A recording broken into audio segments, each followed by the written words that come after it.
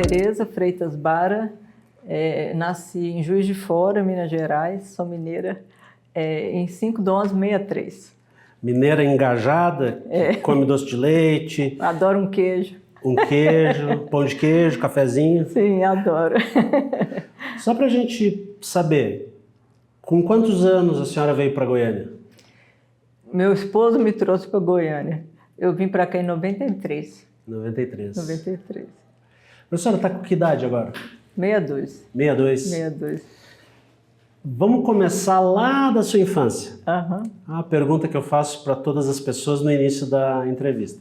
Qual é a imagem mais remota que vem à sua memória de si própria? Às vezes pode ser induzida por uma foto, às vezes tem um fato marcante. Aham. Alguns entrevistados relatam de 1, 2 anos de idade, outros já mais velhinho, com 10 anos, 7 anos, 13 anos. Sim. Ao fazer essa pergunta, o que lhe vem à mente? Isso é uma pergunta difícil, eu acho. Que a minha infância foi assim, tão feliz, e era uma infância marcada muito pela família, que minha família é gigante. Mas assim, que veio de primeira assim, era no quintal lá de casa, a gente brincando, a gente passava o dia nesse quintal. Nós somos eu e mais 5, então na época que estava de férias, né? Eu já devia ter, eu lembro assim, eu acho que eram uns 6, 7 anos. A gente brincava de tudo nesse quintal, era bom demais. Que tamanho mais ou menos era esse quintal? Do tamanho de uma quadra de vôlei, assim. Só que tinha canteiros no meio, tinha o varal de secar roupa, tinha um lugar que lavava roupa, mas dava para brincar bastante. Era um parque de diversões. Era. E a família é grande, né? Jogava bola, a gente jogava até vôlei no quintal, tinha time, 3 de um lado, 3 do outro. Seus irmãos, quais os nomes e o que eles fazem da vida? Vou falar pela ordem, né? A mais velha é a Ellen. A Ellen é dentista. Ela trabalha lá em Juiz de Fora ainda. Ela é 6 anos mais velha que eu. Aí depois tem a Leila. Leila é socióloga. Está lá em Juiz de Fora também. Está aposentada. Você nunca saiu de lá. O único que saiu fui eu. Depois o Flávio. Flávio é engenheiro civil. Trabalhou muitos anos com construção civil, né? Trabalhou muito tempo no Rio de Janeiro, que fica próximo lá, né? Um pouquinho em São Paulo, depois voltou para o Rio, ficou 20 anos trabalhando no Rio e hoje está em Juiz de Fora também. Muita diferença de idade entre vocês? Eu sou gêmea idêntica.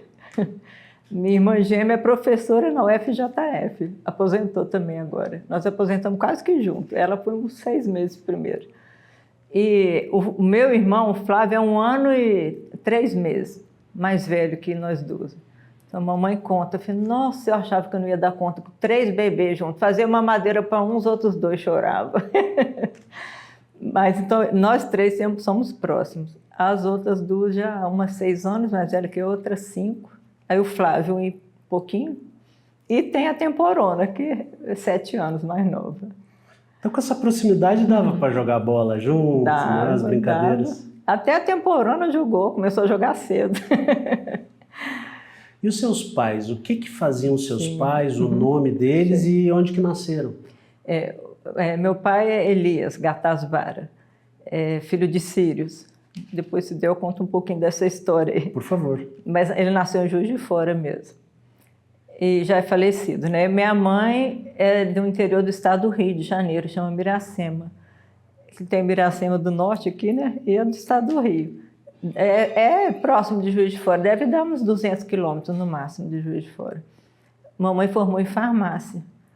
E na época ela saiu, que aquela época era difícil uma mulher sair da cidade para estudar. A mamãe saiu, foi para Juiz de Fora. Farmácia e odontologia era junto, também igual aqui era, né? No início, as 2 faculdades dividiam o mesmo prédio. E lá meu pai e minha mãe se conheceram, formaram e casaram. E como é que foi? A história foi dessa. O que eles contam desse encontro? O papai era mais sério, caladão. Assim, mamãe gostava de contar, mas ela fala que quando ela terminou, ela teve que voltar para a cidade, que ela ia, né, ficar lá sem estudar, não podia. Então ela conta que foi para a cidade dela e começou a trabalhar como farmacêutica, trabalhou muito pouco. E aí aquela distância, né, o papai ia lá, apesar de ser perto, mas era Acho que não tinha carro na época, eu não sei como é que era, eu sei que demorava uma viagem quando você faz em 2 horas, naquela época era 5, 6 horas. Então eles encontravam e chegaram à conclusão que tinha que casar logo. Aí ela voltou para Minas. Casaram, ela voltou para lá. E a história dessa sua descendência síria? Pois é, a história, eu ia até comentar alguma coisinha. Os meus avós, eles vieram refugiados da guerra. Foi em 1920, mais ou menos. E vieram sem nada. É aquela situação, você sai correndo, você morre. Casaram dentro do navio, porque aí não eram casados ainda, como é que iam vir, né? Na época não tinha isso. Eu disse que eu acho que levava assim, meses a viagem. Não sei te falar exatamente 2, 3 meses de navio. Mas eles vieram para Minas porque já tinha alguns conhecidos da região deles lá, acho que é de Iabrud, que chama, não sei se é assim que pronuncia, é perto de Damasco. Já tinha alguns em Minas, no interior de Minas. Então eles vieram, o vovô começou com mascate. Eu lembro deles contando as histórias para a gente, que sentava num burrinho e saía vendendo. Virou um grande comerciante. Ele era assim, muito trabalhador, minha avó também, muito trabalhador, assim, muito direito, muito correto. E eles conseguiram criar bem os filhos, tiveram 14 filhos, cada filho uns 5 filhos, era família gigante. Reunia a família, dava 100, fácil. Alguém voltou depois de um tempo, Não. até uma da sua geração? Para lá? Como é que fica esse vínculo com a Síria? Fica só na história mesmo? Você sabe que ficou na história, ninguém voltou. Vários primos deles, irmãos, vieram todos. E nunca mais ninguém voltou. Aí agora acaba que, né, vovô e vovó já morreram tem muitos anos. A gente perde um pouco da história. As minhas 2 tias que contavam muito, elas eram que mais contavam histórias para a gente. Faleceram também já. Então as coisas vão perdendo um pouquinho. Mas a gente lembrou, as lembranças maiores hoje são da gente reunido na casa deles, porque realmente era uma farra todo domingo. E da comida, que a minha avó fazia uma comida deliciosa. Eu nunca achei uma comida árabe tão gostosa igual a dela. Típica. O que é o típico? O que é a comida? O que é a culinária é o charuto, né? Eu falo o nome português que eu estou falando, não estou falando o nome sírio, não. Mas tinha aquele chuchu recheado, abobrinha, itabule, esfirra, quibe. Nossa, ela fazia, mas era muito gostoso. Arroz com lentilha, arroz com carneiro. Essas comidas bem gostosas, assim. Que a gente encontra aqui também, né? Em Goiânia. E como é que é? Uma curiosidade sobre pessoas que passam pelo drama da guerra, né? E se reestabelecem.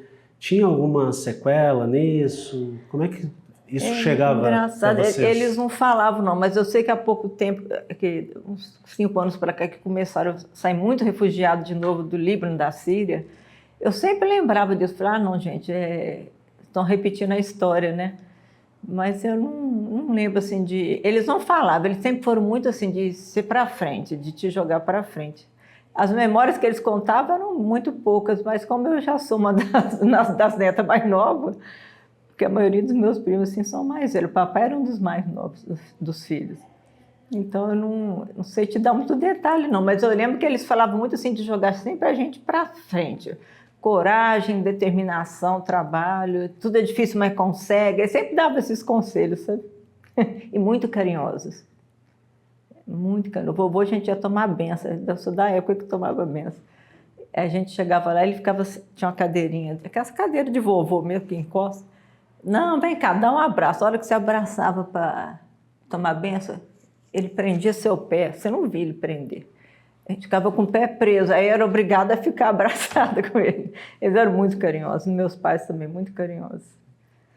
Fiquei curioso desse quintal que tinha árvore, lugar para lavar roupa, que vocês brincavam. Conta um pouquinho de como foi a tua infância e como que foi o início dos teus estudos. Ah, tá. Não, esse quintal era uma casa, na verdade a gente tinha um apartamento, papai tinha um apartamento, e só que a gente quis mudar para casa. Então era uma casa até alugada, ele alugou o apartamento e nós mudamos para casa. E era um quintal simples, só que, engraçado, né? Hoje eu olho o quintal, eu acho pequeno, mas naquela época era um quintal gigante. É muito engraçado isso, a noção que a gente tem, né, de espaço. E lá a gente realmente era um varal de roupa, a gente jogava vôlei um do lado do outro e passava assim, horas e horas disputando, e o meu irmão, ele tinha que ganhar sempre. Então, era daqueles que não sabia perder, estava perdendo, arrumava confusão, melava o jogo. A gente andava de bicicleta, a gente tinha carrinho de rolimã, eu lembro até hoje desse carrinho. E tinha pé de jabuticaba, de caqui, uns caqui desse tamanho, nunca vi, de enxerto. Já era plantado quando a gente mudou para lá. E cana, e tinha um cantinho. É engraçado que não era tão gigante a casa, mas cabia tudo. O papai gostava muito de horta. Aí tinha um cantinho lá da horta, tinha couve, tinha, acho que era cenoura, alface. Tinha o galinheiro. Era um quintal muito gostoso. A gente não tinha necessidade, engraçado, de sair de casa. Ver essa geração hoje, não tem que ficar com os amigos na rua. A gente não sentia falta de nada disso. Era muito gostoso. Era tudo em casa. Era tudo em casa. Claro que, para a época, talvez seja difícil a gente delimitar. Hoje, talvez seja mais fácil. Que tipo de classe era a sua família, os seus pais? Não, era classe média. Classe média. Era classe média. A família do papai, depois eu vou ter que falar da minha mãe também, né? Claro, não vamos esquecer. A família do papai era uma família assim que... Pela luta toda que foi e o comércio que o vovô abriu, que na época era um comércio forte na cidade, ficou uma família tradicional da cidade. Mas não era família rica, era classe média. Mas a gente valorizava muito a questão do conviver, do bem-estar, mas nada sem luxo, a gente nunca teve luxo. Papai mesmo fala, papai criou seis filhos, né? Ele trabalhando como dentista, imagina. Eu vejo hoje que a gente tem 2 filhos e passa aperto. Então ele falava, ensino, educação, e sempre foi assim. É essencial aqui. Eu quero meus filhos em escolas boas. Então nós estudamos em escola particular a vida inteira. Na universidade para frente era pública. Mas o resto ele falava, roupa, não tem esse negócio de roupa de marca, de comer em restaurante, não tinha nada disso. Carro de luxo não tinha nada disso. O dinheiro era para ensino, e, lógico, saúde, né? Educação e saúde, e o restante a gente ficava assim no beabá, mas que era bom demais, não precisava mais do que isso. E a sua mãe? Pois é, a família da mamãe, se estiver falando muito, você me fala. Vamos equilibrar aqui, para não dar briga. Tem que equilibrar. A família da mamãe já foi diferente, já era uma família estabelecida em Miracema, né? Meu avô mexia com... A mamãe falava fábrica de beneficiamento de arroz que ele tinha. Mas a minha avó, a vovó ela era muito estudiosa, muito culta. A gente não sabe como que ela sozinha lá no interior do estado do Rio, ela tinha uma cultura, sabe? E ela a vovó contou muita história para mim. Ela falava que queria ser jornalista. Era o sonho da vida dela, ser jornalista. Mas não tinha, ela tinha que ir embora da cidade, para o Rio de Janeiro, que era mais perto lá, e como é que ela ia, né? Então, ela não conseguiu ser. Mas ela lia tanto, ela estudava por conta própria, ela lia muito livro. Chegou ao ponto, eu lembro dela contando que o prefeito da cidade, quando tinha que fazer um discurso, encomendava para ela. Eu quero que você fale sobre isso e isso. Aí ela escrevia um discurso maravilhoso. Ela chegou a escrever cartas, igual Central do Brasil, eu lembrei. Ela conta que escrevia carta de amor, carta de saudade. Eu falei, não, mulher, ela escreve uma carta assim, entre nós duas para a pessoa que eu estou gostando. Ela ia lá e escrevia, aí a pessoa devolvia a carta e ela escrevia outra carta. E ela guardava o sigilo. Então a vovó era assim. Ela criou 3 filhos jornalistas. Os 3 dela, meus 3 tios foram jornalistas de influência no Rio de Janeiro. 1 na TV e 2 em jornal. E 2 netos. Ela realizou o sonho dela. Ela falava, realizei meu sonho nos meus filhos e nos meus netos. E como é que era a doutrina? Doutrinava as crianças? Não, engraçado que não inspirava? Inspirava. Ela sempre foi inspiradora. Sempre com radinho. E a minha mãe também. Era o radinho, ela era o dia inteiro, a manhã inteira, o radinho de pilha ligado em casa. Quando ia para o lugar, que punha no ouvido. Senão, ouvindo notícia, era um noticiário, 2, 3 vezes no dia noticiário, e ouvindo música, muita música. Então, ela não era doutrinadora, não, mas era a inspiração mesmo que ela passava. E aí a família da minha mãe foi assim. E ambas as famílias gostavam muito de esporte. A do meu pai era vôlei e basquete. E a da minha avó, futebol. Então a gente também sempre brincava em família e sempre o esporte estava no meio. Eu acho assim, que o esporte me influenciou muito. Eu treinei vôlei 8 anos. Naquela época, minha altura era boa para vôlei de interior do estado, né? Disputava o Campeonato Mineiro. O esporte ajuda muita gente a aprender a lidar em equipe, respeitar os limites da gente mesmo e do outro, socializar, ter foco. Eu acho que o esporte me ajudou muito Hoje eu vejo escrevendo meu memorial que me ajudou muito isso tudo. Isso também de família também. De que idade tu tinha quando tu jogou? Eu comecei a treinar vôlei mesmo para valer, porque a gente brincava em casa, né? E aí isso era desde uns 7 anos, mas eu comecei a treinar em clube mesmo com 13 para 14 anos. Hoje é tarde, mas naquela época... Até que idade jogou? Passei no vestibular, eu parei, porque já não dava mais tempo. E aí tinha que idade? 17 para 18, Uns 4 anos aí de disputa mesmo? De disputa mesmo foi. E qual era o clube? Jogou só num clube? Não, a gente chamava Olímpico, nem sei se existe mais, acho que ainda existe, Olímpico Atlético Clube, lá de Juiz de Fora. Era o clube da família, assim, que a família frequentava. Então a gente jogou muitos anos lá. Meu pai jogou basquete lá, meus tios eram do time de basquete.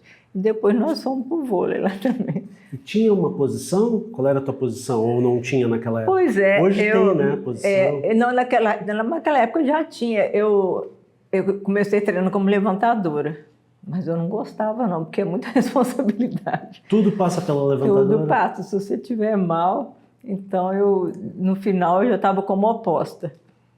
Mas era bom, era muito divertido. Qual era a sua estatura?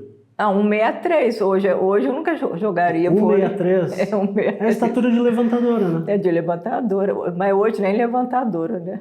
Ainda bem que foi antes. Muito bom. Qual era o uniforme? Que cor era? Era azul. Azul da cor do Cruzeiro. Cor do Cruzeiro. Inspirado pelo Cruzeiro? Inspirado pelo Cruzeiro. Eu tenho um tio-avô, já do lado da minha mãe. Tia-avô pro lado da minha mãe. Vovó era estudiosa e os 3 irmãos dela eram loucos por futebol.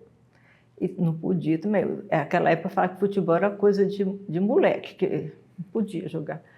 Os 3 Faro de Maior foram embora para o Rio de Janeiro, viraram jogador de futebol lá. E o Zezé Moreira, talvez você não conheça, o Ayrton Moreira e o Aimoré, eram os 3 irmãos. O Aimoré chegou de ser treinador da seleção brasileira. Eles jogaram bola e foram treinadores. O Brasil foi bicampeão no Chile, foi 68, 62, 68, né? 66, 70 foi o tri? Foi 4 antes. Deve ser 66. 6, o meu tio era o treinador. Então, as 2 famílias adoravam esporte. Olha só, até a seleção brasileira. Mas eles saíram, assim, não podiam divulgar muito que iam jogar futebol? Na época, não. Eles foram e peitaram meu avô, quer dizer, o meu bisavô, né? E foram. E se deram bem, nunca mais voltaram. Não brigaram com a família, não, mas nunca mais voltaram para a cidade. E depois o seu bisavô teve que aceitar também? Não teve que aceitar, ainda mais que eles ficaram. Exatamente, eles fizeram sucesso. Olha só. E hoje em dia, na sua família, o pessoal é adepto ao esporte? Ainda ficou como legado? Não, ainda ficou. Lá em Juiz de Fora ficou. Assim, meus filhos, o meu menino gosta demais. Meu filho, a vida inteira aqui, foi para o clube de engenharia, treinou, antes foi para o Goiás, só que ele ficava procurando um esporte. Treinou de goleiro no Goiás um tempo. Aí depois jogou basquete no clube de engenharia e, por último, hoje é jogador de futebol. Futebol em Goiânia, dizem que depois do Rio de Janeiro é aqui que tem mais futebol. Tem muito, e ele bate bola direto com o pessoal. A minha filha já tentou vôlei, mas não gosta muito não. Mas lá em Minas ainda é forte, tem muitos primos ainda que atuam hoje como diretor de clube, outros são apoiadores, patrocinadores, todo mundo gosta. E tu tens alguma foto, alguma lembrança, alguma camiseta, alguma coisa dessa época? Eu tenho, mas eu tenho minhas medalhas, um punhado de medalhas, mas tenho guardado lá. E tem algumas fotos também. Tem. Que legal. É muito bom. E paralelo ao esporte, não mais importante que esporte, os estudos. Aonde que começou o estudo? Como é que era a escola? Como é que era a sua escola? E se lembra de alguma coleguinha? Lembro, nossa, lembro até hoje. Assim, no primário eu comecei com 7 anos. Então foi 70, né? 1970. Na época a gente começava a estudar de 7 para frente, né? E comecei numa escola pequena, era uma escola de freiras. É do Verbo Divino, que é o mesmo do agostiniano, né? Como se fosse agostiniano aqui, a congregação Verbo Divino. E depois a gente falava, era da 6ª série para frente, não tem os nomes hoje fundamental, não tem mais nada disso. Aí eu fui para um outro também, que era já o colégio de padre, mas também do Congregação Verbo Divino. Aí já era um colégio grande, até hoje, acho que é o maior, segundo maior colégio da cidade. Então lá a gente estudava, mas também, a gente nunca foi só lá em casa, ninguém foi só de que estuda, não. A gente sempre gostou de participar de um punhado de coisa. E as minhas grandes amigas até hoje, as 2, que a gente conversa sempre, eu vou lá em Minas, eu tenho que passar pelo menos uma tarde com elas, são dessa época, da academia, da 6ª série para frente. Eu conheci na 6ª série, jogamos vôlei juntas. Qual é o nome delas? É Ana Cláudia e a Marise. São grandes amigas até hoje. E aí vai lá, toma um cafezinho, pão de queijo e lembranças. Lembranças, não falta assunto. A gente conversa até... Tem outras também, amigas de infância, mas essas 2 são as que eu mais convivi. Mas assim, tinha até mais 4 ainda, que a gente até hoje, dessa época, até hoje a gente convive. Tem grupo de WhatsApp? Eu não gosto muito mais de grupo de WhatsApp, não. Mas a gente conversa, às vezes, no privado mesmo. Acho que já tem uma fadiga de grupo de WhatsApp. Eu não... Eu sou meio bicho do mato, assim. Eu não sou muito de rede social. E a sua escola, como é que era o trânsito para a escola? Chegava a comer lá na escola? Não, você fala nessa... De se alimentar na escola? Não, a gente almoçava em casa todo dia, ia para a escola, pegava o ônibus quando já era, né, maior, né? A gente ia, eu e minha irmã, a gente estudava junto, gêmeas, a gente sempre estudou junto. E as amigas moravam perto de casa. A gente subia um morro de um tamanho, mas a gente achava que o morro era fácil de subir, conversando, né? Depois descia, pegava o ônibus e ia para casa. E almoçava em casa. E a opção por farmácia, ela já aconteceu antes de chegar ou foi uma opção na véspera de fazer vestibular? Não, engraçado, minha mãe é farmacêutica, mas a mamãe não me influenciou. Eu lembro que quando a gente, naquela época, o vestibular, assim, o 3º ano, você já tinha que escolher a área que você queria, porque era diferente as provas. Então, tinha a área da saúde, a área das exatas e das humanas. E a gente fazia prova específica para um peso maior para a área que você queria. Então, acabou que eu me perdi, fui falar isso, me perdi. Eu estava perguntando exatamente dessa situação de escolher farmácia. Não, aí eu, no início, quando eu fui fazer minha matrícula com meu pai, eu sabia que eu queria a área da saúde. Eu não sei exatamente por quê. Meu papai era da saúde, mas eu queria. Eu sempre tive uma facilidade nas provas de área de biológicas, adorava química. Mas eu falei, não, eu quero a área da saúde. Aí matriculei na área da saúde. Mas no início eu tive dúvida se eu queria farmácia. Eu tive dúvida em farmácia ou odontomedicina. Engraçado que eram as 3. Eu gostava da área. E aí, já no meio do ano, mais ou menos, eu falei, não, eu quero fazer a farmácia. E fiz, adorei o curso de farmácia. Eu entrei em 82 na UFJF. Era farmácia bioquímica que chamava. Formei em 86. Olha, mas eu me identifiquei de um tanto, eu falei que eu sou muito grata, assim, que Deus sempre está me encaminhando, a minha vida inteira foi assim. Eu identifiquei tanto com o curso, eu lembro até hoje das minhas aulas práticas, do início do curso até o fim. Eu lembro direitinho de várias aulas, assim, do laboratório e dos amigos, a gente tem as amigas de faculdade, também tem até hoje. Então, na faculdade, eu assim, estudava, mas também queria fazer de tudo. Eu sempre fui dessa. Hoje eu ia falar que eu sou hiperativa, mas eu acho que eu não chego a ser, não. Eu participava de curso, de palestra, de monitoria, eu fiz várias monitorias, estágio. Iniciação científica não existia ainda na nossa época lá.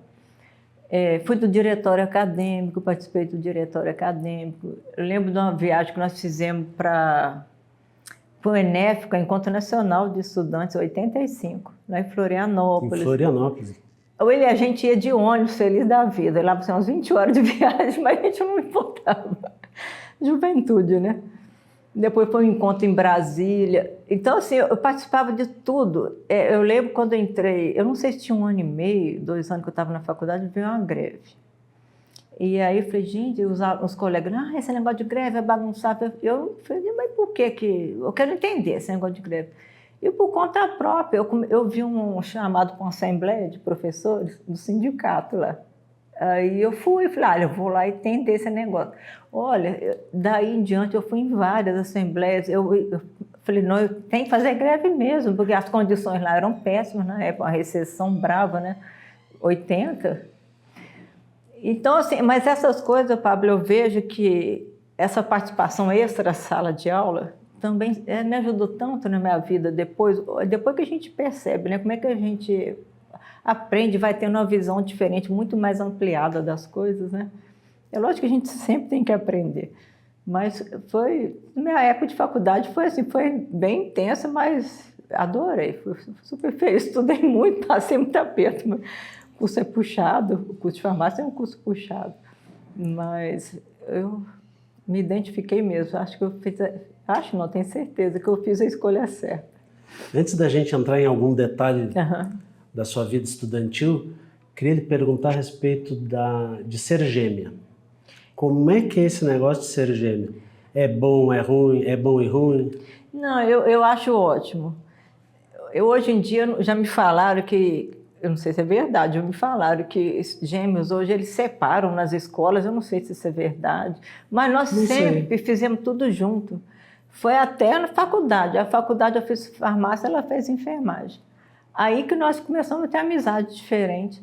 Era daquelas que usava roupa igual, a mamãe fazia. Era tudo roupa mandado fazer, com costureira. Nessa época também não tinha negócio de comprar roupa pronta. Foi uma coisa tão comum assim, a gente não... Eu acho que a gente foi criado junto, a gente quase não brigava. Até hoje a gente se identifica demais. Com todas as minhas irmãs eu identifico, mas com ela é diferente. E na faculdade eu fiz minhas amigas e ela fez o dela, mas os amigos também permeavam. Então foi muito bom, jogamos vôlei junto, era tudo junto. O pessoal se confundia entre vocês? Demais, demais. Teve alguma vez que isso foi bom? Que tu te safou? A mamãe conta que, eu não lembro, eu podia ter trazido foto, mas não pensei. A mamãe conta que o meu pai não sabia diferenciar. Papai não dava conta. Então, eu acho que eu já virei Vânia muitas vezes, ela já virou Maria Tereza. A mamãe sabia. A mamãe olhava e falava, não, ela falava que era pela testa. Eu não sei o que ela via de diferente na testa. Mas, e na faculdade, na verdade, eu tenho outras 2 irmãs que a gente parece muito. Lá na cidade, era uma confusão. Quando a gente já era adolescente, a gente passava assim, do caminho para casa, às vezes ia no consultório do meu pai, no centro, alguém passava e cumprimentava e ria. A gente combinou, cumprimentou, você cumprimenta. Não tinha maldade naquela época, porque está confundindo. Então, assim, além da gêmea, mas com as outras 2, era uma confusão enorme. Tinha que cumprimentar os amigos das irmãs. Mas assim, eu achava bom, nunca achei ruim. A gente achava tudo gostoso. Mas são nomes bem diferentes, né? Os seus pais decidiram fazer isso por serem muito parecidas? A minha mãe fala que minha mãe escolheu Vânia. E o outro nome foi meu avô, o meu nome, né? O outro é o meu. O Maria Tereza foi meu avô paterno que escolheu. Eu não cheguei a conhecer. Meu avô faleceu há quase 1 ano antes de eu nascer. E ele falava, mamãe é a filha mais velha dele. Ele falava que queria uma neta que chamasse Maria Tereza.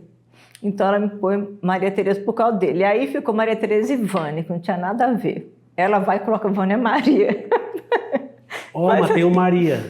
Manteve Maria, mas ninguém fala Vânia Maria. Mas não... Foi assim, mas não sei por que do Vânia. Mas o Maria Tereza foi meu avô que escolheu. E ela quis agradar, né? Realizar a vontade dele. E na faculdade, quando começou a interagir com as disciplinas, teve alguma área que lhe chamou mais atenção? Ou a disposição para alguma área veio depois? Quando eu era aluna, que você falou. Quando você estava estudando. A área de produção de medicamento, de manipulação, que a gente fala farmacotécnica. Lá em Juiz de Fora tinha farmacotécnica e depois a tecnologia farmacêutica, que era um foco mais industrial, só que a gente não tinha indústria, né? Então a gente ia visitar a indústria. É a área que o meu olho mais brilhava, é a área de produção de medicamentos. Aqui eu virei professora de farmacognosia, que assim, eu gostava também, mas não era o que me fez brilhar os olhos a princípio na faculdade. Mas depois eu fui monitora de farmacognosia, então assim, eu gostava também, mas a produção de medicamentos, nossa, eu tinha uns 6, 7 anos, Pablo, eu esqueci de contar isso, mas aqui você me fez lembrar. Vamos voltar. Eu lembro disso, eu fazia uma coisa errada, a mamãe quase me... Lá em casa antigamente guardava remédio em banheiro, tinha um armarinho. Nem hoje, nem o lugar certo de guardar, porque o banheiro esquenta, esfria, pode dar problema, né? Mas na época era assim, tinha um armarinho, tinha analgésico, um antiácido, um remédio simples. E eu lembro até hoje do Melhoral Infantil, que era um cor-de-rosa pequenininho, e da aspirina, a gente falava Aesmo, era um amarelinho e um cor-de-rosa. Era infantil os dois. Eu lembro que eu trancava nesse banheiro, abria o envelope, eu começava a quebrar.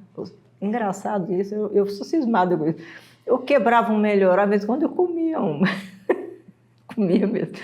E pegava mercúrio cromo, misturava, aí no outro eu misturava com sal de fruta e com talco. Eu ficava fazendo essas coisas. Engraçado que depois que eu virei farmacêutica, eu falei, gente, mas engraçado, eu já estava quase que manipulando um remédio ali, tudo sem técnica, sem nada, mas eu lembro disso até hoje. Aí um dia minha mãe falou assim, ó, tirou os remédios de lá, porque ela achou que eu estava comendo. Eu, de vez em quando, eu comia uma aspirina, mas a maioria eu quebrava mesmo, ficava fazendo perna de mistura, que eu depois jogava na pia, jogava fora.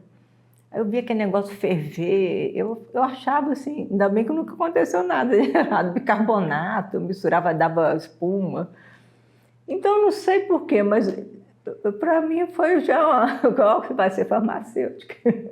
Já foi um indício. Eu acho que foi. O Melhoral ele até é meio docinho, né? Docinho. Falar que é uma delícia, mas não pode comer, não. Ele era docinho. Na verdade, o outro também era menos um pouco, mas era. E aí, quando conclui a sua faculdade, sempre tem, né, as oportunidades, também os desafios. Vamos voltar a esse momento? Vamos.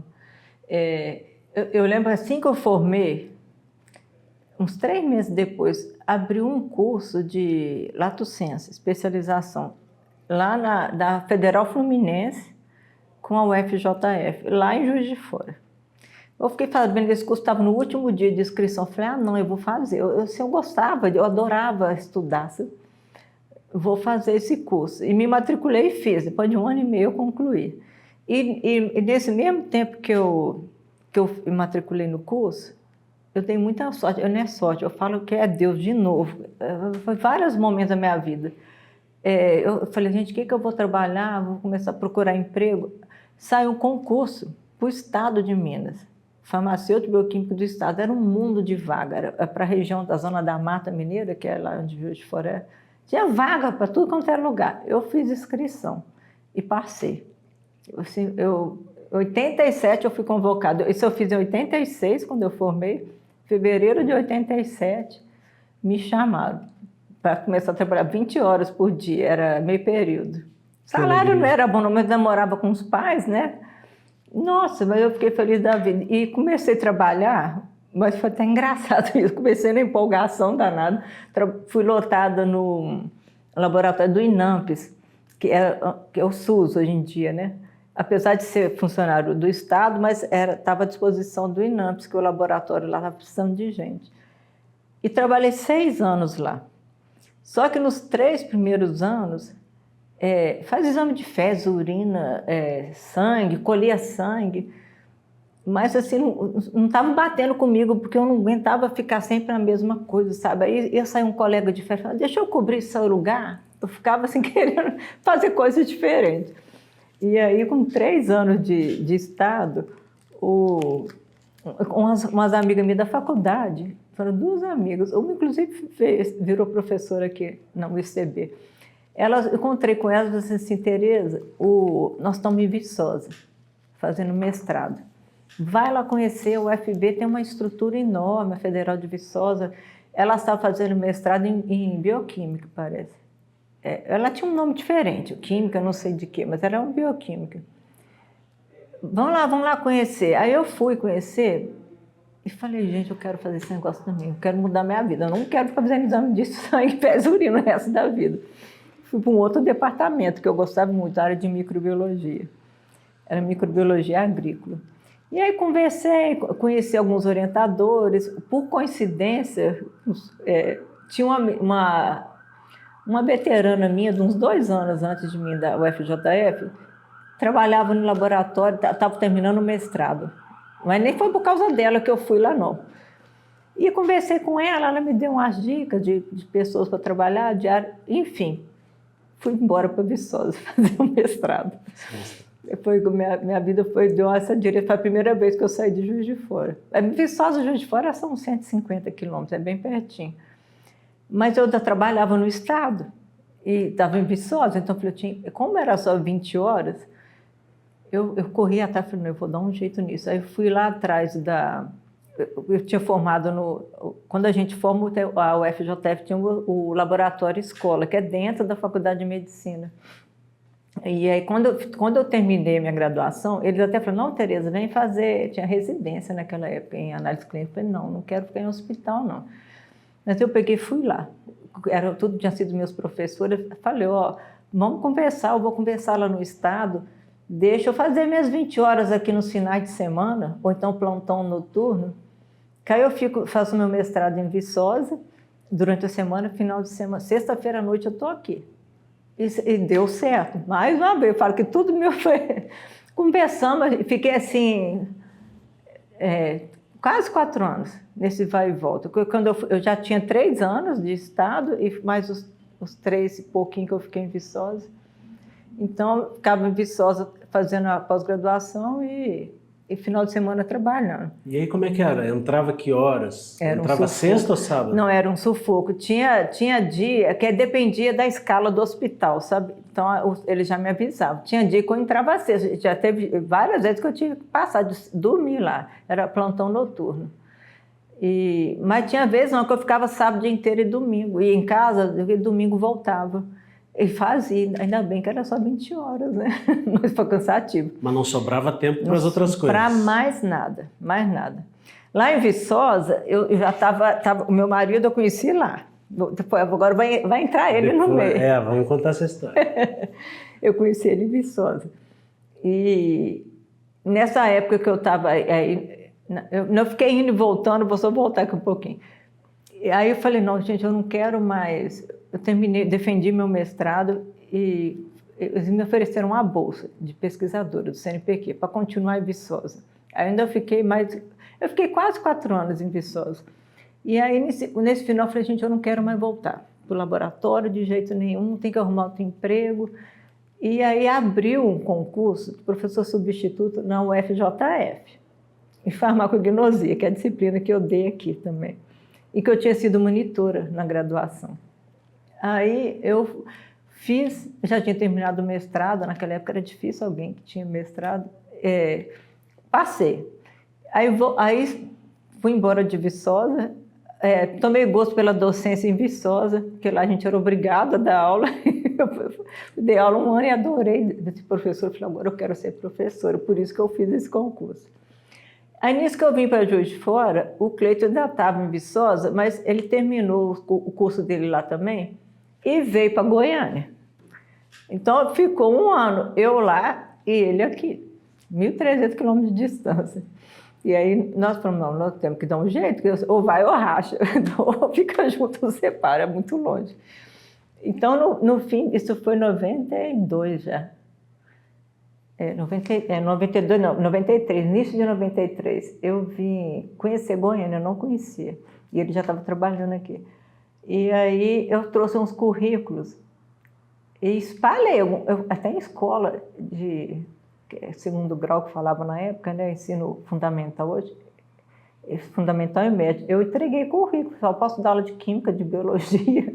Tinha o mestrado? Eu já tinha o mestrado, e aí acho que eu fiquei um mês aqui, foi muito engraçado. No dia que eu ia embora, me ligo da faculdade do Objetivo. Você acredita? No dia que eu ia embora, eu perdi a passagem de ônibus, que era de ônibus. Falei, Tereza, a gente tem uma vaga para você aqui. Pode vir, pode ficar aqui que nós vamos, eu quero que você dê aula. Eu falei, mas vocês têm que me dar uma carga horária só farmacognosia, não dá para eu pagar aluguel e para eu viver. E na época eu tinha vergonha de exigir assim, mas eu decidi, eu falei, eu vou ter que ir lá pedir demissão do meu emprego, mas agora eu vou ter que me manter aqui. O Cleito estava também começando a trabalhar, não tinha um salário bom ainda. E assim, eles me deram farmacognosia, farmacotécnica, que eu te falei que eu adorava. Me deram supervisão de estágio. Eu sei que eu passava o dia na faculdade. Foi muito engraçado. E ganhava um dinheiro para subsistência. Então foi quando eu mudei para Goiânia em fevereiro de 93. Acho que foi isso mesmo. Aí nós casamos em julho. Eu falei, agora estamos casados e começar a vida, né? Em Goiânia, eu já sabia. Você acredita que, Pablo, eu falei mais uma vez, as coisas empurrando para mim. Eu estava aqui, tinha 2 meses que eu estava em Goiânia, dando aula na particular.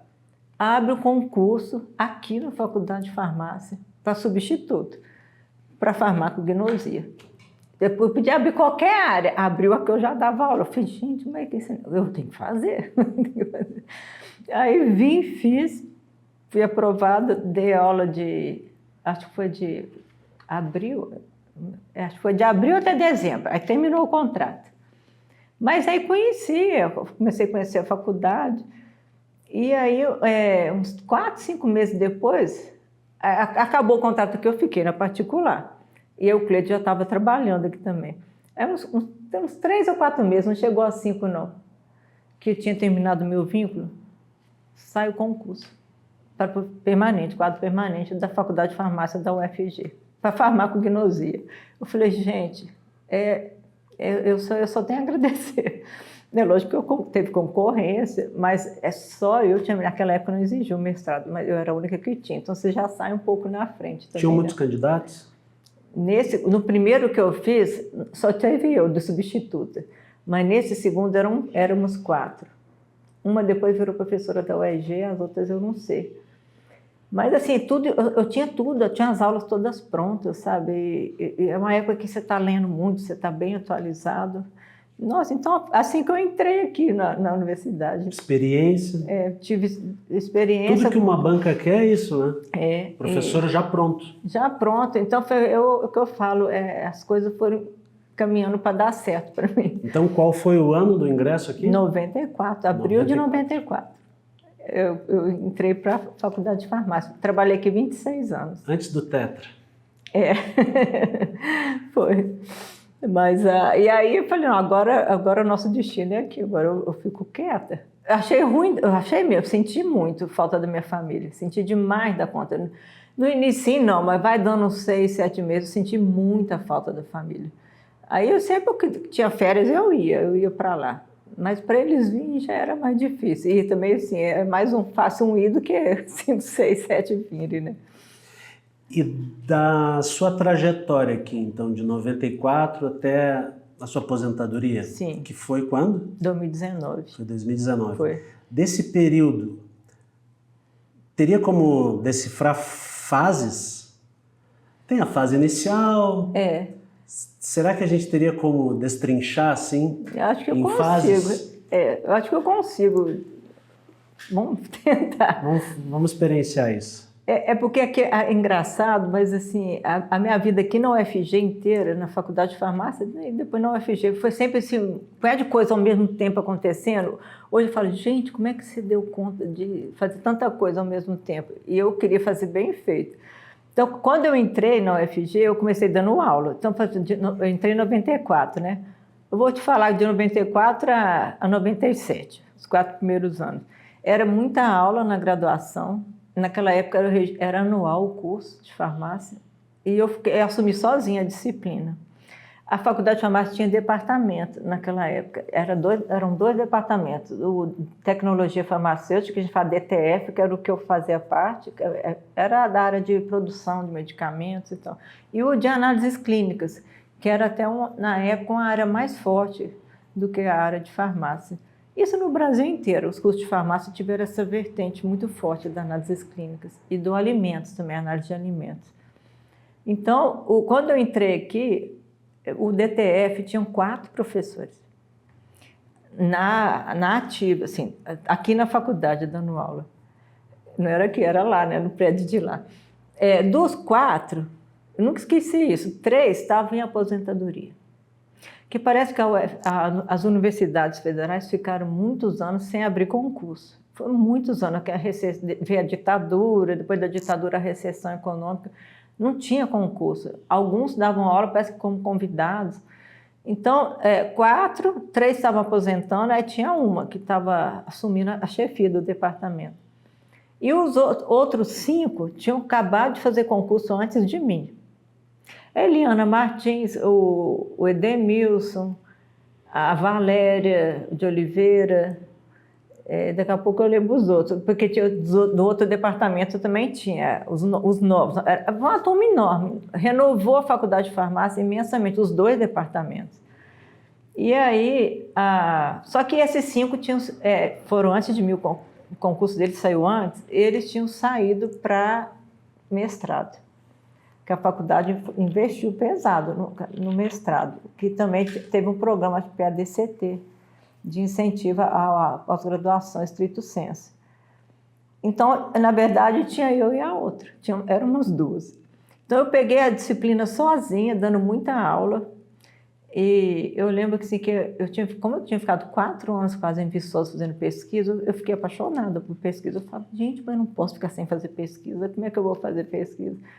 E aí eu vinha de tarde, que assim, naquela época o movimento grande mesmo era de manhã. De tarde eu vinha e ia para o laboratório de aula prática. Aí eu falei, gente, o que eu vou fazer? Aí comecei a pegar, tinha muita planta medicinal lá, desidratada. Aí eu começava a pegar umas plantas, no início sozinha, depois com a Núzia, que era técnica administrativa, farmacêutica, mas na universidade era técnica administrativa. Eu lembro muito da Núzia me ajudando. A Núzia aposentou na farmácia universitária, que antigamente chamava farmácia escola. E começou eu e Núzia, depois começaram alguns alunos a vir. A gente pegava a planta, analisava, fazia para ver se era a planta mesmo, aí eu olhava no microscópio para ver se tinha alguma adulteração. Eu comprava chá em supermercado, que é baratinho, né? Aí a gente abria aqueles sachêzinhos do chá para ver se tinha areia misturado para ganhar no peso, para ver se tinha amido misturado no pó, se tinha fubá. Uma coisa muito simples, mas só para você ver. Em 94, 96, eu acho que foi assim, um grande marco meu para o meu crescimento, que eu considero na universidade. Teve o 2º encontro de pesquisadores da UFG. Foi no 2º semestre de 94. Eu peguei e falei assim, vou mandar resumo. Estava naquela empolgação de pesquisadores. Aí eu mandei 2 resumos que eu tinha terminado lá em Viçosa, que eu não tinha mandado para nenhum evento ainda, e mandei desses trabalhos que a gente fazia aqui, mais uns 2 ou 3. E na época o doutor Ari Monteiro era o reitor, e o professor Walter Cassete, o pró-reitor de pesquisa, chamava assim, pós-graduação. Aí eu mandei esses trabalhos, a faculdade não tinha tradição nessa época em pesquisa, o pessoal ainda estava chegando, e quando chegou os 5 trabalhos na pró-reitoria, liga a secretária do professor Walter Cassete, não, vai ter no encontro de pesquisadores uma mesa redonda, a gente quer que você participe, com a visão de farmacologia, da área que você trabalha. Eu falei, tá bom, eu vou. Olha, eu agarrei foi uma oportunidade que eu, graças a Deus, eu agarrei. Aí deu uma repercussão grande e eu passei a começar a interagir com a universidade. E no ano seguinte, em 95, Em função, eu entendi que foi em função desse encontro de pesquisadores. Talvez já tivesse sendo conversado na reitoria, mas eu não tenho essa informação, mas eu acho que já estava.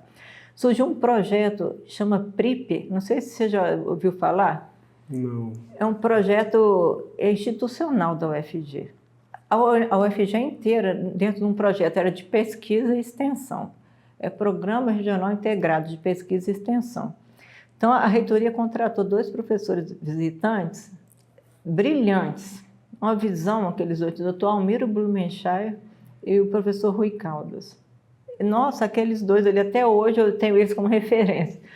E eles ajudaram a redigir o projeto e coordenaram. Esse projetão tinha 6 subprojetos dentro. E aí o professor Walter Cassetti me convidou para coordenar o subprojeto 4. Não, coordena, faz uma equipe de trabalho, só que na época eu estava sozinha aqui na faculdade, que o pessoal ainda não tinha voltado. Eu peguei a Maristela, que era uma grande amiga minha de faculdade, que já é professora aqui no ICB, Maristela Pereira, eu fui atrás dela, foi Maristela, tem que montar uma equipe para trabalhar, era com fungo, com bactéria, com plantas do cerrado, que a Maristela já trabalhava no grupo da Célia, um pouco dessa parte. Aí a Maristela que me direcionou, não, bom, conversa com o pessoal da Química, com o Pedro, conversa no ICB com o grupo dela, com o grupo da genética, que era ali Xenxen, o Salvador. E assim foi, montamos um grupo e graças a isso eu consegui montar o primeiro laboratório de pesquisa da Faculdade de Farmácia. Eu tenho maior orgulho, é o que eu mais tenho orgulho de contar essa história, que é o LPPN, ele existe até hoje, fazendo 30 anos esse ano. Um laboratório focado no ensino. Não, de pesquisa. De pesquisa exclusiva. De pesquisa exclusivo. LPPN, Laboratório de Pesquisa em Produtos Naturais. Então, com o PRIP, eu consegui os equipamentos mínimos, básicos, reagente, solvente, para pôr para funcionar. Aí consegui 2 alunas de PIBIC, que eu comecei, tem que arrumar aluno, mandei projeto para o CNPq. Foram as primeiras PIBIC da faculdade. Naquela época, o pessoal não entendia muito isso, assim, a direção, sabe? Com todo respeito, eu fui diretora também. Mas naquela época era uma coisa estranha. O aluno vai ficar aqui fazendo pesquisa? Eu falei, não, mas está montada. Eles me arrumaram uma sala. Está montada que o laboratório não vai ter gasto nenhum. É só que era o espaço. Então, assim, eu tenho o maior orgulho de contar isso. Então, meu início foi assim, sabe? Tumultuado, mas com muito entusiasmo, com muito empenho. Eu lembro dos meus avós. Coragem, coragem. Eu lembro muito disso. Coragem, determinação e trabalho. Arregaça a manga. Deu certo, então o laboratório está dando 30 anos. O laboratório, então, já é dessa segunda fase. A primeira de muita aula, a segunda já da pesquisa e laboratório. Não, mas na verdade foi tudo junto, ainda é a primeira fase, que em 94 eu entrei, em 95 o laboratório está funcionando. Podemos considerar a primeira fase. Aí em 96 o laboratório funcionando, que eu falei, até 97 eu considero a primeira fase. É tudo junto e misturado. Então, eu estava no ensino e na pesquisa, né, começando. Aí, em 96, início de 96, a chefe do departamento, que só tinha ela, sai de férias. Falou, não, Tereza, você tem que assumir, falava subchefia. Eu não sei por que não era vice, era sub. Falei, nossa, mas eu não sei, mexia com administração. Não, você fica aqui, Tereza, é só um mês só. Então, não tem opção, você tem que vir. E eu fui, né, fiquei um mês lá. Aí passa mais 2 meses, não tem subchefe, agora tem que fazer um subchefe permanente, porque tem que ter alguém no papel. E eu falei, gente, mas eu não dou conta. Não, até o pessoal chegar, quando o pessoal chegar... Aí eu falei, tá bom, aí fiquei, de 96, foi o meu início na administração. Meu início na administração começou assim, de supetão, e eu assustada, não vou falar que eu fiquei mesmo com medo, insegura, mas falei, não, gente, eu tenho que enfrentar. Então, eu fiquei em 96, 98, subchefe, mas, então, assim, meu início na administração foi aí, posso considerar. E aí, em 96, o professor Radif, estou vendo ele ali, ó. O professor Radif, na época, ele... era diretor, não sei se não, ele não era diretor. Diretor época, de 98 a 2002. Mas em 96 era o professor Jair ainda, que era diretor, mas o Radif, ele sempre foi muito empreendedor, sempre. Uma pessoa que a gente tem uma saudade. O Radif veio assim, Tereza, ele era do mesmo departamento que eu. você está na subchefia do departamento, mas nós vamos inaugurar a farmácia escola. E precisa de um coordenador. Eu falei, Radife do céu, eu nunca entrei dentro de uma farmácia, apesar de ser farmacêutico, eu só fiz estágio. Não, Tereza, não tem jeito. É uma luta de anos nossa e nós temos que abrir a farmácia universitária. E o pessoal ainda não chegou. E eu fui lembrar, porque na minha faculdade também não tinha farmácia escola, e era uma briga da gente que era estudante do centro acadêmico. Aí eu falei, não, gente, eu não posso virar as costas para isso. Falei, conta comigo, Radife. Então eu estava na subcoordenação do departamento e entrei na coordenação da farmácia. Foi inaugurado no segundo semestre de 96. Então, assim que eu comecei a engatear na administração. Em 97 eu fiquei fazendo isso. Os professores começaram a voltar, em 97, dos 5, acho que 3 voltaram, 2 ficaram direto para o doutorado. Mas aí abriu mais um concurso, o do professor José Realino, que eu tive a grata felicidade de conviver de 97 até hoje. Ele dividiu o laboratório, na verdade ele assumiu o LPPN. Então, eu falei, gente, mais uma vez eu fui abençoada, fui uma pessoa de tão fácil convivência, agradável e competentíssima, que é o Realino. Aí o Realino chegou em 97, os outros professores foram voltando, aí acho que termina a minha primeira fase. Eu falei assim, eu tenho que sair para o doutorado, porque eu tinha que fazer, eu não queria ficar para trás. Eu acho que a minha primeira fase foi essa, até que eu vou para fazer o doutorado. E aí vamos falar então dessa ida para o doutorado. Quando que tu determinou o que seria mais ou menos a tua área, em que universidade foi feita? E aí já tem um desafio, porque quando a família está constituída, sempre tem que conjugar a vida familiar, esse combinado na família, para que a pessoa consiga minimamente realizar a sua formação. Assim, eu não tinha filho ainda. O Gabriel nasceu no meu doutorado, o Gabriel mais velho. Mas foi assim, foi exatamente isso que aconteceu. Eu tinha que conciliar com meu esposo. Então, porque assim, o pessoal aqui é muito... Os que saíram para São Paulo. E que a área de farmácia era muito desenvolvida e era mais perto. Então, era ou Ribeirão Preto ou São Paulo mesmo. Eu pensei, eu falei, a área que eu queria era lá. Mas eu fui para Brasília, porque Brasília era perto. E eu sempre fui muito assim, apesar de querer crescer profissionalmente, mas eu sempre fui muito família, Então, conversei com meu esposo, ele estava montando a empresa dele também, foi uma fase que nós trabalhamos muito. Ele tem uma empresa, um viveiro de mudas florestais, ali perto do Campus 2. Nessa época que eu fui para o doutorado, ele estava mexendo com essa empresa, ele tinha feito uma sociedade, ele estava abrindo o viveiro. Então eu falei, não, eu vou para Brasília, não tinha área de farmácia lá ainda, hoje já tem, mestrado, doutorado, mas na época não tinha. Eu falei, não, eu vou mexer com a parte, o professor Cirano, que era... O Cirano, nessa época, ele era professor da UNB. Na verdade, ele tinha acabado de chegar aqui, ele era professor na UNB e tinha uma linha de pesquisa muito desenvolvida lá na bioquímica, com enzimologia, e trabalhava com fungos, porque o meu mestrado foi com micro-organismo também, só que era com outro enfoque. E aí eu fiquei sabendo que o Cirano tinha feito concurso para titular aqui no UFG, e largou o UNB e veio para cá. E foi o Dr. Almiro Blumenstein que me falou do Cirano, eu não conhecia o Cirano. O Dr. Almiro do PRIP foi quem me falou, vai lá conversar com o Cirano, é um pesquisador bom, ele orienta lá na UNB, você pode conseguir... Então, assim, eu escolhi essa área, foi uma área que eu gostei muito, mas assim, não era o que eu queria fazer, mas eu fiz essa área porque eu também não queria ir mais longe, não poder estar afastando a convivência familiar.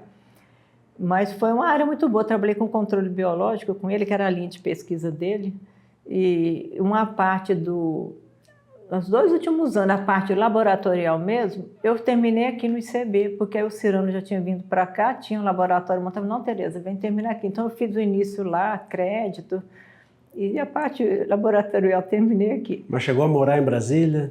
Morei, ficava lá de segunda a sexta. E aí, no sexta-noite ou sábado, eu via, às vezes, sexta-noite, quando não tinha compromisso lá na universidade. Morava onde?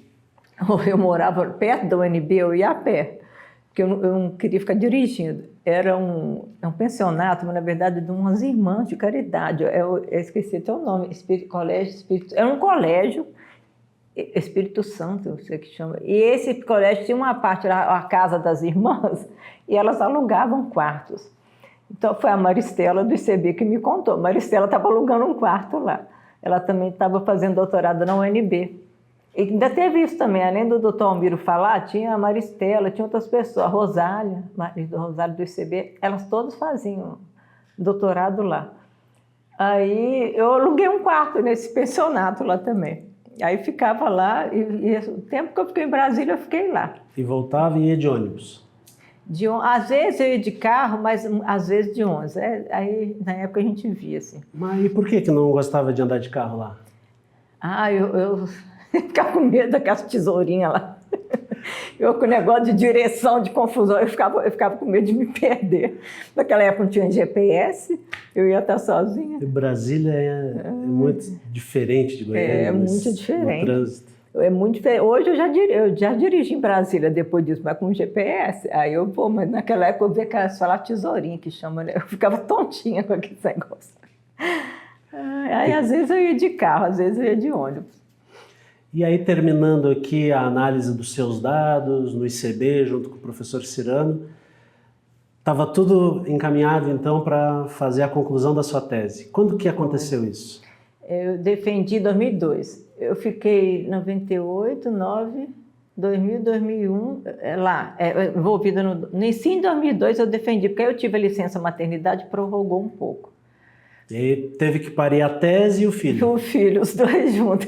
Foi com o meu filho, ele nasceu inteligente. Falei, graças à sua mãe, que estava com a inteligência apurada na época. Brincadeiras à parte. Mas então foi uns 4,5 por causa da minha licença. E aí, quando eu voltei, eu falei assim, não, agora a gente planeja, né? Mas nem sempre o planejamento é seguido. Falei, não, eu vou voltar a dar aula, vou voltar a fazer pesquisa, né?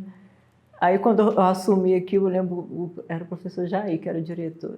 Ele me chamou e falou assim, Tereza, nós te deixamos 4 anos fazendo pesquisa. Ele falava assim, parece que eu estava à toa lá. Mas agora você voltou, você precisa que você volte para a farmácia, que você assume a farmácia universitária. Na verdade, que volta. Eu já tinha sido coordenadora na farmácia quando inaugurou, né, que o Radif pediu. Em 96, antes de eu ir para o doutorado, eu fui coordenadora da farmácia. E aí, quando eu voltei, você tem que voltar para a farmácia, vai trocar a coordenação lá e não tem ninguém. Mas já o pessoal já voltou, não, eu quero que você volte para lá. Aí eu voltei para a farmácia, quando eu terminei o doutorado, porque assim, era uma área muito diferente do que eu estava trabalhando, né? Mas eu falei, não, eu estou pedindo, vou fazer. Eu voltei para a farmácia universitária, então isso já foi 2002, né?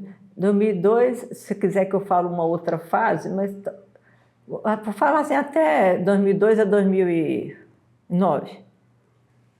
Então, eu voltei para a farmácia, assumi lá a farmácia, e aí o diretor falou assim, você coloca a par de um assunto novo que nós vamos ter que quebrar a cabeça aqui agora, a faculdade, né? Eu falo, não era só eu, que tinha sido aprovada as diretrizes curriculares nacionais. Na verdade, quando eu voltei, tinha saído o novo RGCG, 2002, tinha deixado de ser anual para ser semestral. Tinha tido muitas mudanças, sabe? E tinha vindo essas diretrizes que implantavam o currículo generalista. Então, ia ter uma mudança na matriz curricular nossa muito grande. O curso de farmácia eram 4 anos, e aí tinha depois as habilitações, que o aluno escolhia mais um ano como análises clínicas ou para a área de alimentos ou de indústria. Acabava isso tudo. E essas habilitações passaram a ser incorporadas dentro do curso de farmácia. Foi uma mudança muito grande. Ele falou, lei inteira, nós vamos ter que montar uma comissão e implantar. É uma lei nacional agora. Fazer parte da política de saúde do Brasil, inclusive, a estruturação dos currículos generalistas. E aí eu comecei a ler, então eu estava dando aula, o LPPN, o Realino estava todo vapor lá, o Realino estava cheio de aluno e tinha já crescido muito o laboratório. Eu ainda não tinha aluno, Então, eu falei, eu vou começar a pegar aluno, mas a princípio não estava. Então, eu fiquei dando aula, fiquei na farmácia universitária, eu acho que era 20 horas por semana que ficava, que era na coordenação, eu não tinha atendimento ao público. E comecei a mexer com a me inteirar dessa parte da graduação. Foi que eu comecei voltando para a administração, que quando eu voltei do doutorado, a administração veio pesada em cima de mim. Então, eu comecei a ler e nós montamos, o diretor montou uma comissão e nós fizemos a reformulação curricular.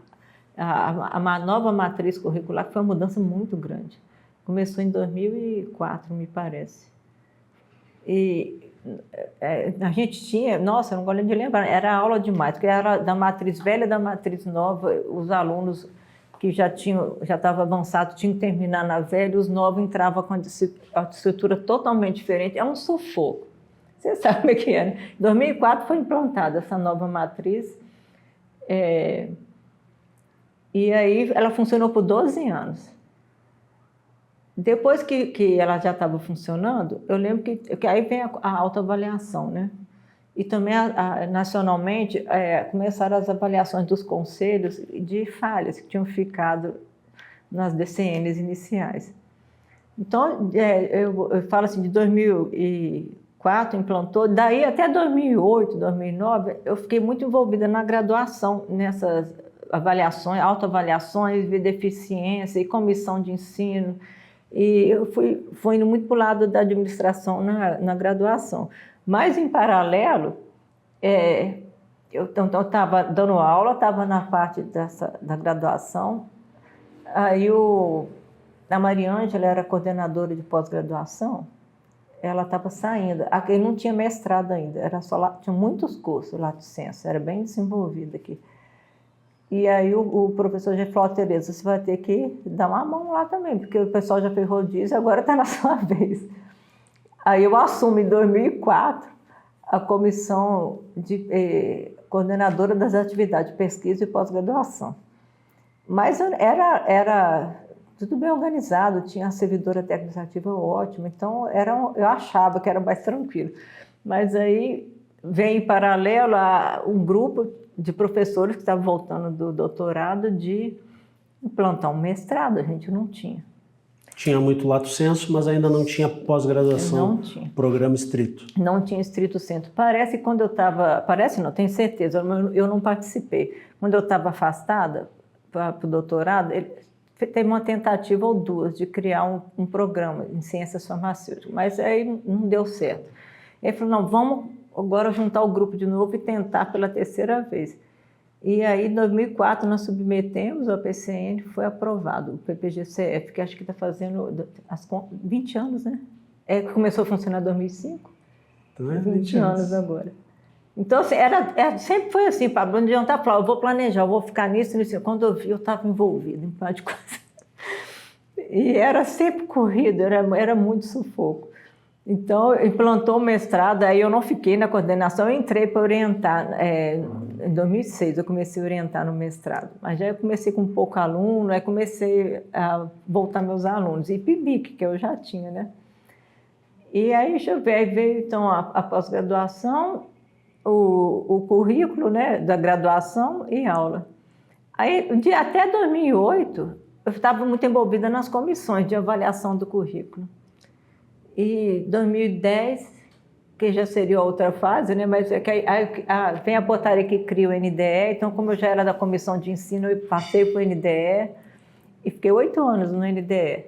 E aí já assumi a coordenação de curso, que aí vai ser a outra fase. Aí outra fase, antes da direção. Antes da direção. E aí como é que chega na direção? Pois é, eu fui... Foi uma vontade sua?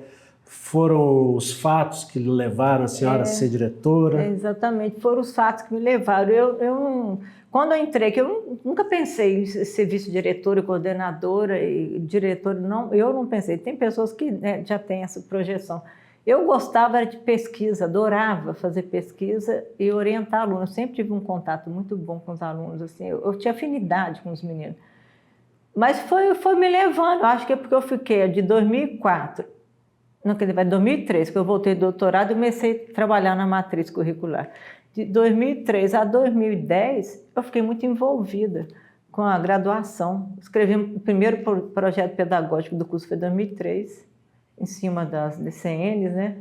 Aí depois a gente teve o segundo, que já saiu mais na frente, de 2017, mas acho que isso tudo me levou a... Quando eu vi, eu já estava na coordenação de curso. Então, a coordenação, assim, é puxado, é muito puxado, mas, assim, na minha opinião, né, é muito técnico. Você tem que seguir o regulamento. É lógico que você tem que ter jogo de cintura. Eu tinha com os alunos, eu gostava. O que eu podia fazer para resolver questão de aluno, é lógico que dentro da lei, né, eu ajudava, eu tinha maior disponibilidade. E me aproximei muito da Prograde nessa época, né? Porque não tem jeito, o coordenador, mas assim, eu participei da Prograde, da comissão dos alunos recurso contra exclusão, equivalência de diploma. Então, eu fui envolvendo muito, era a professora Sandra Amaro, que era pró-reitora na época. De graduação. De graduação. A professora Sandra Amaro, eu aprendi demais com ela. Eu tinha dúvida, ela conversava. E o pessoal da Prograde, os servidores, eles eram muito prestativos, sabe? Ajudavam a gente. Então, a interação foi grande com a direção mais central, né, da universidade. Isso, de repente, acendeu uma luz amarela para vir a ser diretora depois? Ainda não. Apesar de eu ser vice-diretora, a professora Eula, que era diretora, junto quando eu fui vice, a professora Eula, ela participava de muitos eventos do Conselho Federal e também do ENAD. Então, a professora Eula viajava muito. E aí eu comecei assumindo muitas coisas aí que começou a me evidenciar um pouquinho para pensar na direção. Mas foi num evento que teve aqui na faculdade, foi uma manifestação dos colegas, assim, espontânea. Foi uma coisa que... Eu não lembro que evento que foi aqui, não sei se foi os 60 anos, um evento que teve aqui na faculdade. E os colegas começaram, não, a Tereza vai pegar a direção, a Tereza vai pegar a direção. Eu falei, não, gente, a Eula já estava acabando o mandato, né? Ela estava saindo.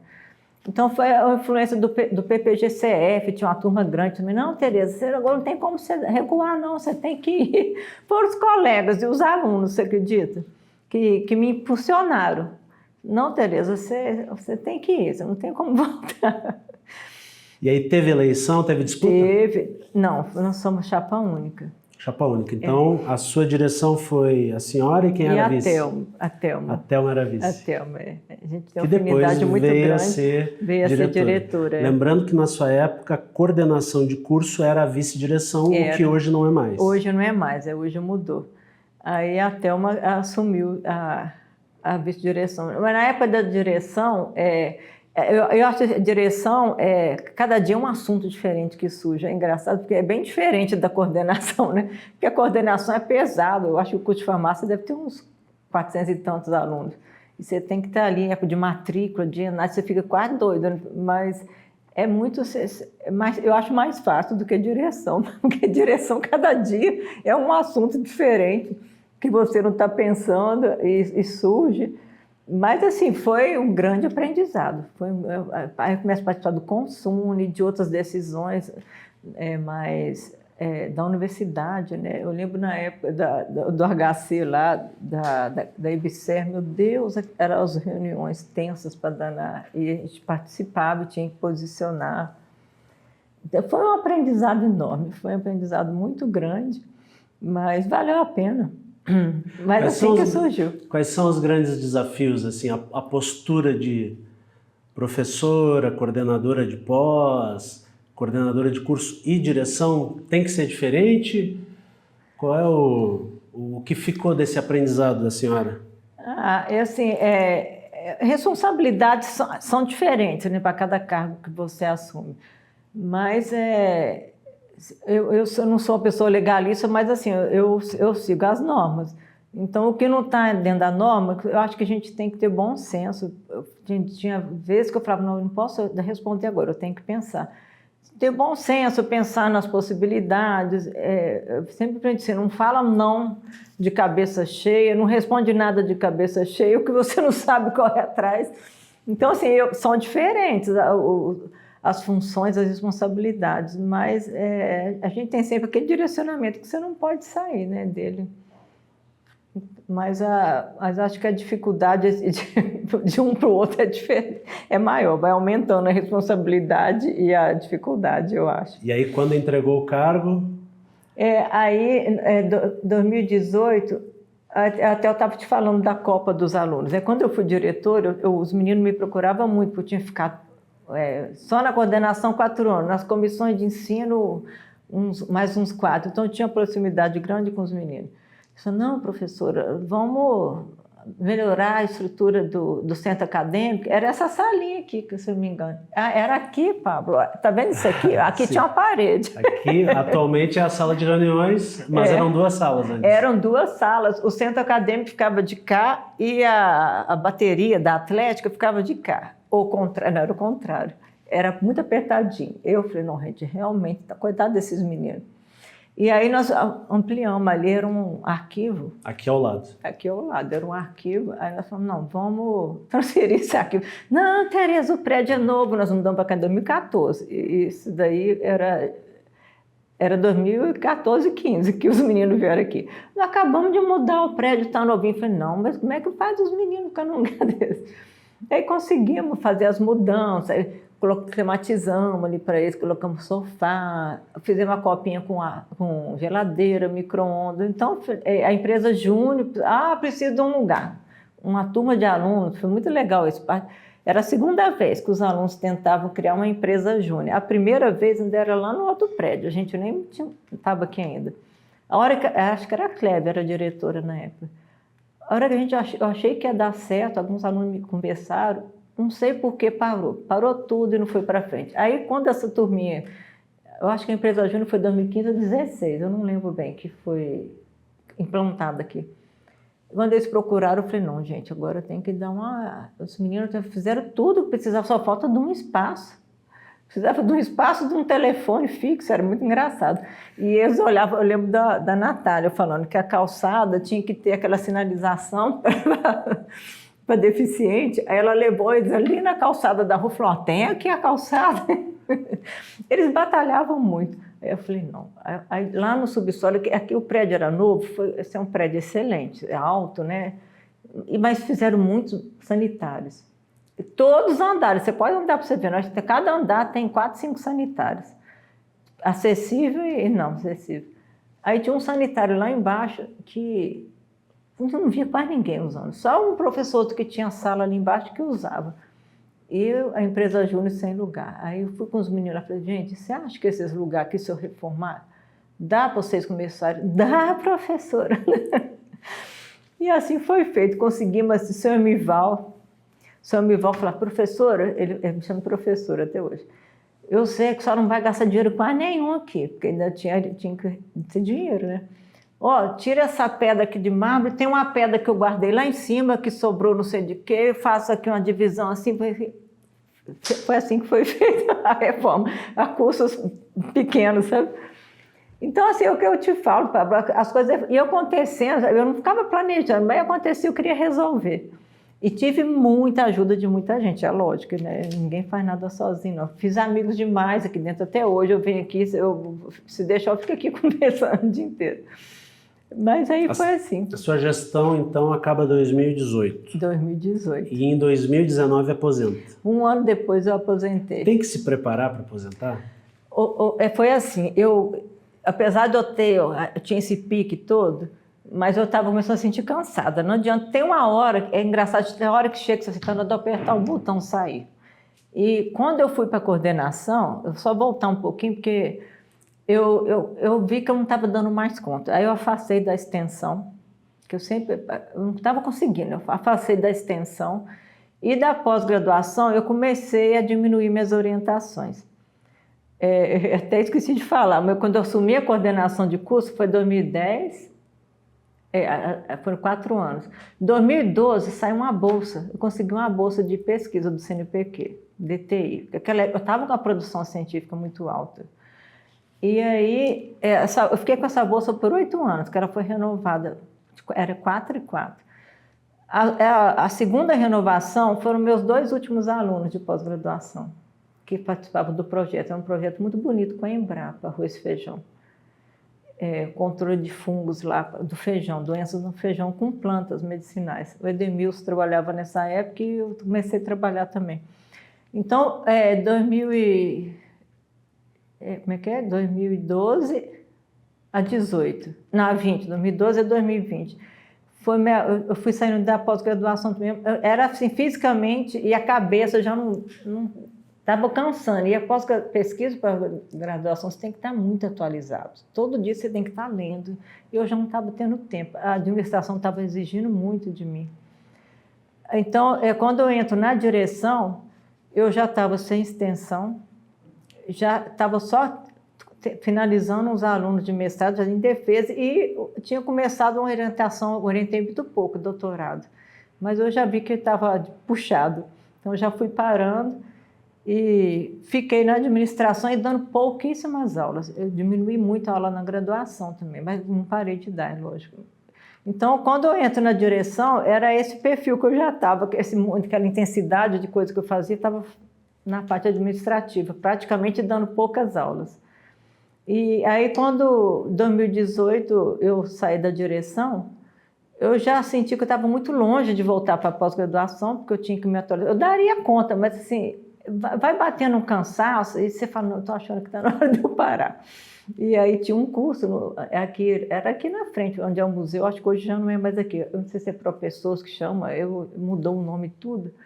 Tinha um curso preparando para aposentar, eu não sei se eles ainda têm esse curso. Acredito que tem ainda. Olha, muito legal. Que ano foi isso? 2019? Não, foi 18 para 19. 2019.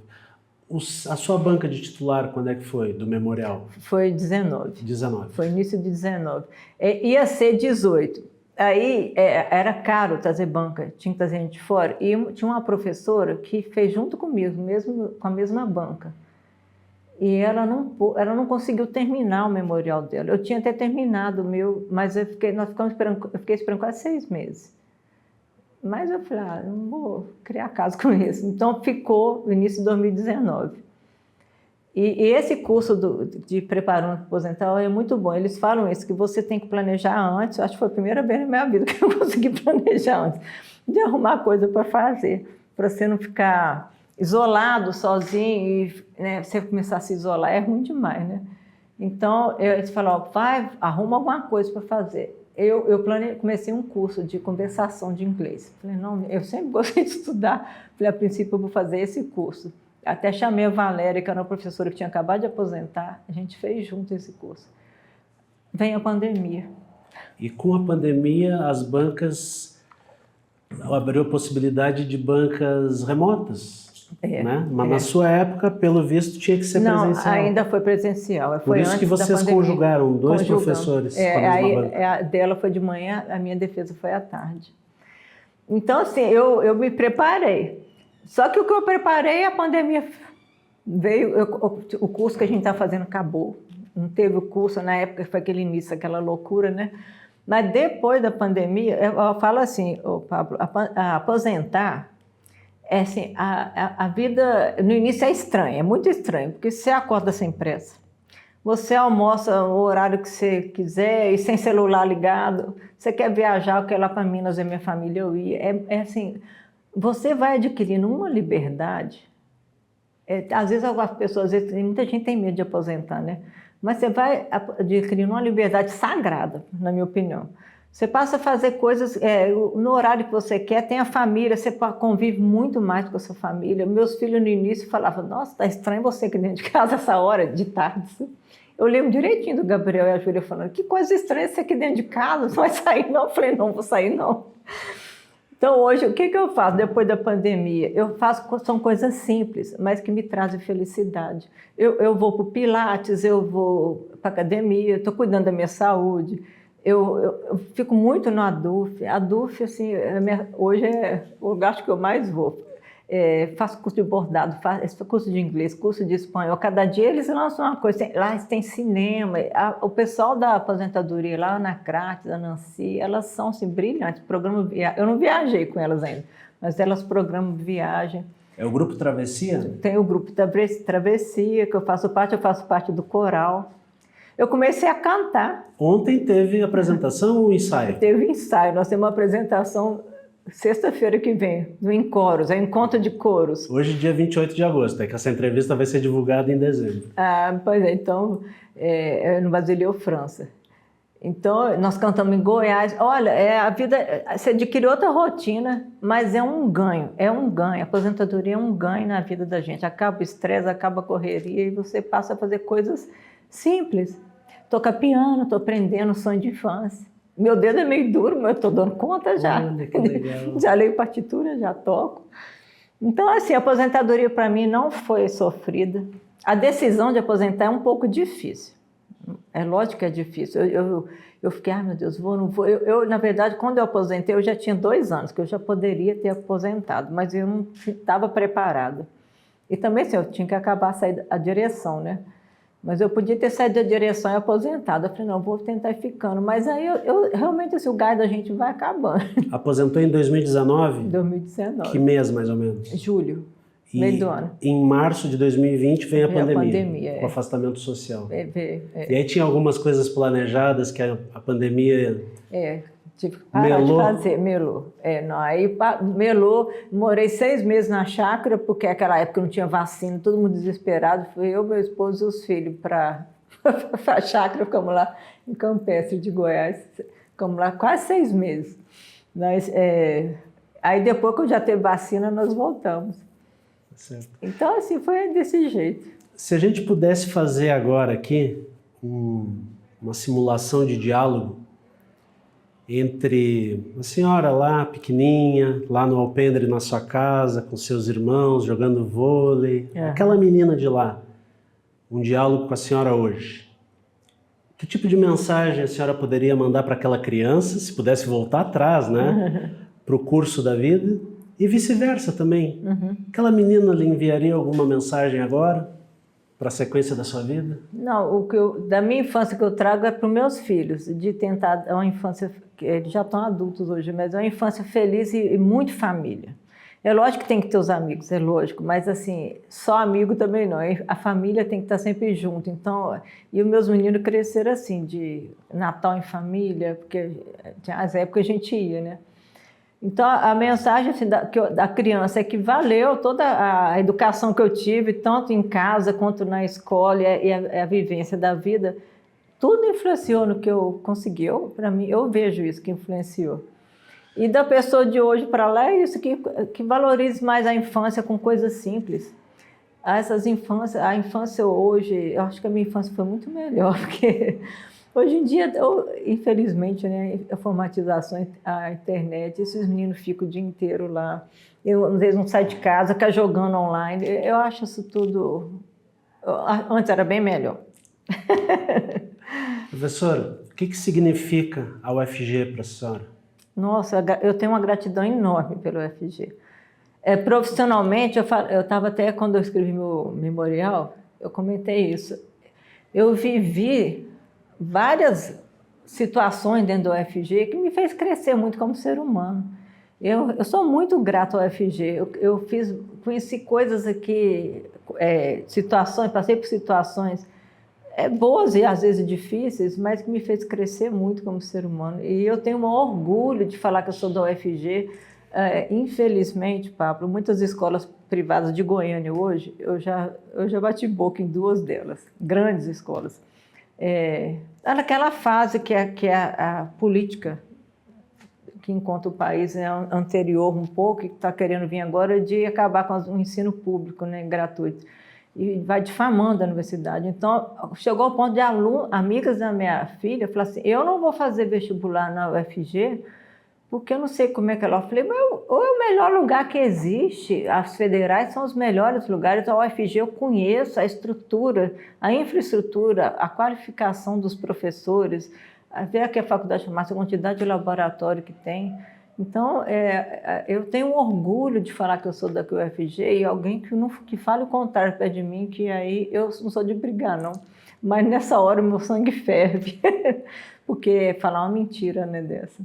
Então, a universidade, eu tenho orgulho de ter participado e ainda participar da universidade. E defendo a universidade com toda certeza de que eu estou fazendo uma defesa justa, de que a universidade é inclusiva, é de qualidade, que é o melhor lugar que se tem para estudar.